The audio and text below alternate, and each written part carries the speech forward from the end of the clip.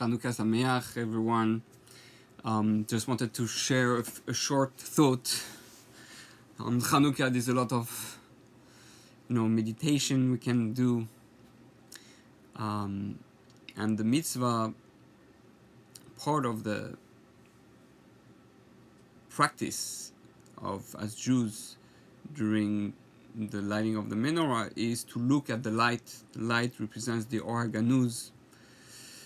The candles, which is a total of 36 candles, correspond to the 36 hours that Adam was given as a gift the ability to stay in Gan Eden even though he had sinned.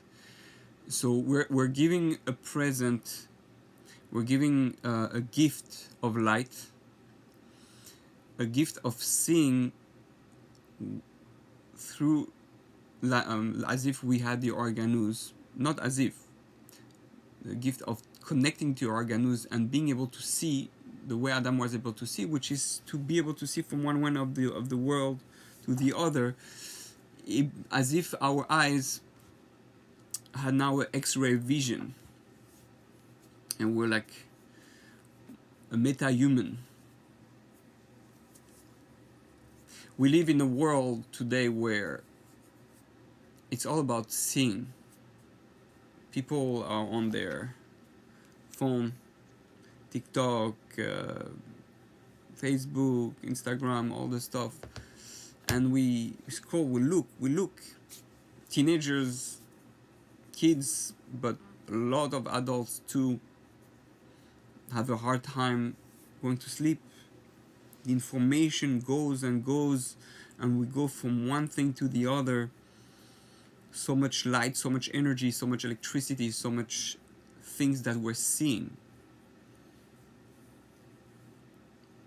And we should almost be amazed at how the brain doesn't blow up. How the brain, who stores all this information, one thing after the other, we never has had many different choice of seeing things as often as we have now. Every second literally is a new image, a new video, a new information, and the brain is storing that. Just to think about that, it's mind-boggling. In the past, you looked at a beautiful landscape, you look at one movie once in a while, you go to the aquarium, you go to the zoo. Now it's like as if the eyes are never satisfied enough.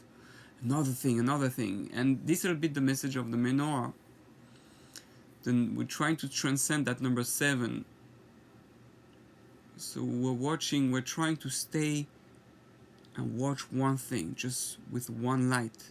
To be able to see the world and its formation, all that, but be able to see deeper. To see that all that information, all that energy, all electricity comes from one source. And we try to feed ourselves with that routine of life, of the 7 days of the week, with everything it gives, again and again. Thank God we have Shabbat that saves us. Shabbat is like lighting the menorah. The women do it on Shabbos. That's why they don't usually light, especially by Sfardim. According to Kabbalah, she doesn't light the menorah. She's doing it every week on Shabbos. We men, we get that chance to be like a woman on Shabbos by doing it on Chanukah. Experience that. So we light, and we're saying that there's that cycle, and we can get trapped in that cycle. The cycle of TikTok, the cycle of Netflix, the cycle of whatever things we keep seeing, the games that the kids play and adults non-stop, and we're saying that we can become like zombie in it's that energy almost taking you over and make you think that you enjoy the dopamine. You're swimming in the ocean of dopamine that eventually doesn't make you feel anything, but you're still doing it because it's That's what you're used to, and you cannot move out of that. Chanukah is the celebration that we can transcend that. Chanukah is a time when I can say, no more scrolling through my phone, no more TikTok, no more one thing after the other. I just stop and look at the light. I stop and I look at the source of the light. I'm able to transcend all that energy that is in this world, all that wisdom, and connect myself to the root of all that, those wisdom, to the source, to something that gives you spiritual dopamine, the real thing that you're searching, the real thing that the reason we want to swallow information. We are hungry, we feel empty inside, and we want the real thing. We want meaning, we want spirituality, all that, and we get distracted with all those things, which is one of the the trap that evil leaders have, to make the people busy with sport, with all the different things that exist, replacing the spirituality with entertainment. Right? Entertainment, like a Rav said, it starts with enter. You're entering that place, and you're being distracted from the true source, and the leaders feed themselves from all your wasted time, all the distraction. And I don't mean that we could not do it. We need to do. We are allowed to do certain things, as long as it doesn't suck up your life, suck up your nights, suck up your sleep, suck up your dopamine, suck up all your emotions, your energy, so that you're more in the virtual world than the real world. The virtual world is a fake spirituality. It gives you everything you're looking in the spiritual world, but in the fantasy world. And therefore we have to make sure we don't get lost with that fake spirituality. You don't need entertainment, you need spirituality. If you're in spirituality, you don't need anything. People go on spiritual retreat, they stop their phone, they stop talking, they stop, all the thing that they do during the week, because they need to reconnect. Thank God we have Shabbos to try to have that a bit every week, but Chanukah gives us the essence of Shabbos, Mekor HaBracha, the source of all blessing, the source of all light and true joy and love and enjoyment, entertainment is God. God is the great story. God is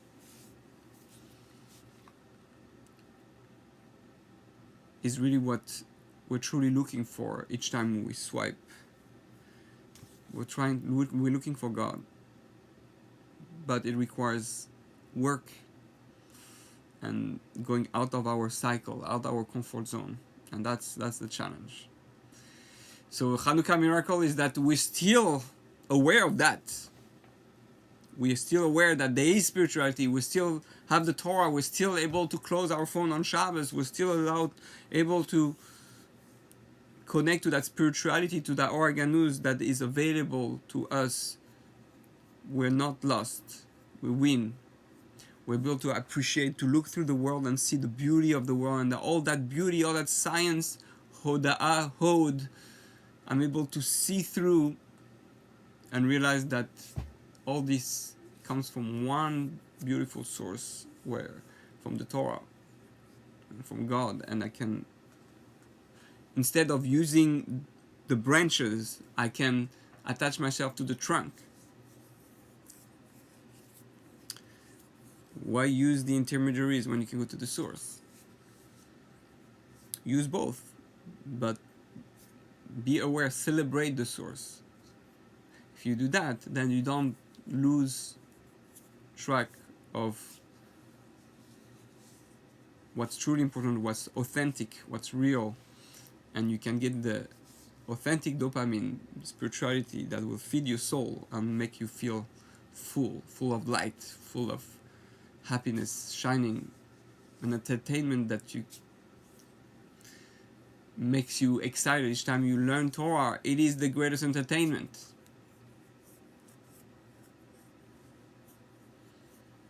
Do we have as much passion and excitement in when we open the book of Torah than when we turn on the video or the TV or listen to music or go open a book of science or mathematics or history? That's the real challenge.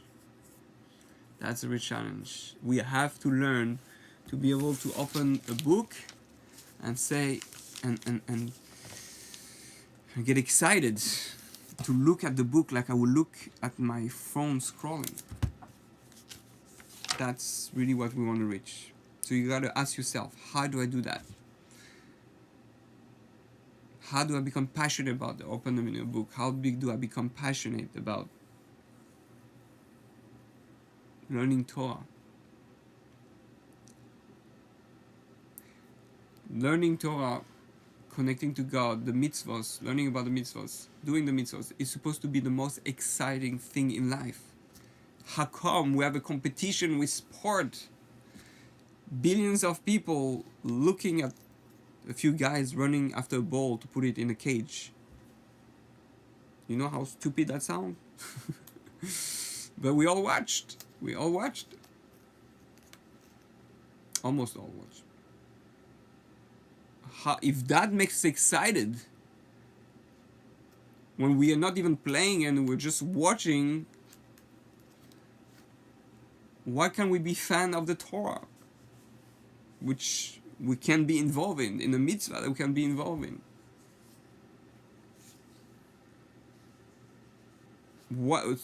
Okay, so Argentina won, Baruch Hashem. But now what? How's that? Did all this money, all this intensity, all that effort to make the Qatar thing and to make all the finals, the World Cup and the preparation for it, billions of dollars spent for that sport, and now okay, they won the World Cup. Is the world a better place because of that?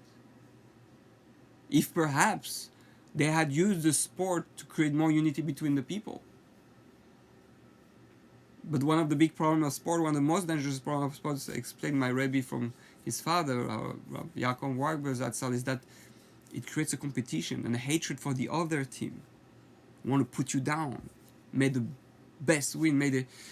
Now it's okay to have, challenges, but if I end up hating the other team, fighting like we saw in the news, Morocco friends, and I'm sure it happened in many other places, they were fighting between each other, aggressively, violence, that's what it's producing, there's something wrong with it.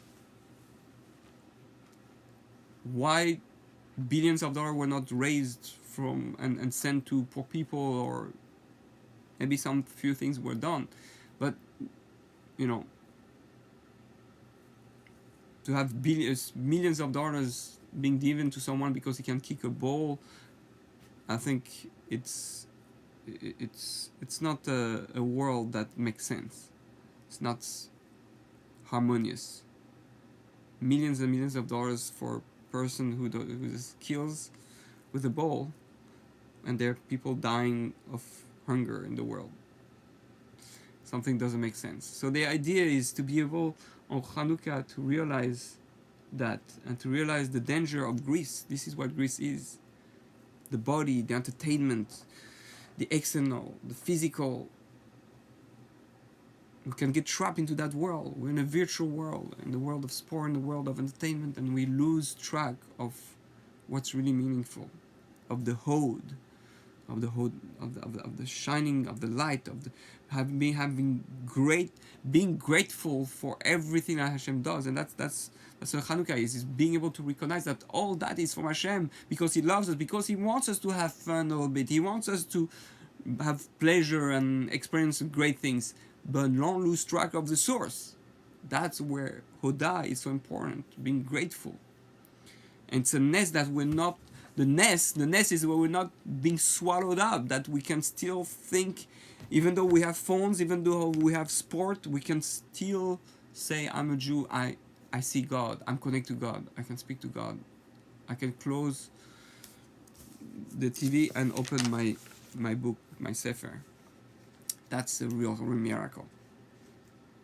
So that's what we celebrate. That's the light we light up, the light our soul still alive in that darkness. That darkness that can become light if it's connected to the root, to the source, to the number 8. So may we make sure that we always don't lose the perspective of what life is truly about. That everything we do leads to more unity, not more fight or anything like that. So that's what I want to share with you. I wish you all a happy, very happy Chanukah.